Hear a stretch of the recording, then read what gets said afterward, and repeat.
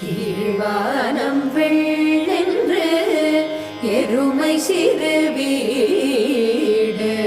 மேய்வான் பரந்தனகாள் மிக்குள்ள பிள்ளைகளும் போவான் போகின்றாரை போகாமல் காத்து போவான் போகின்றாரை போகாமல் காத்து உன்னை கூவான் வந்து நின்றோம் கோதுகலமுடைய பாவாய் எழுந்திராய் பாடி பறை கொண்டு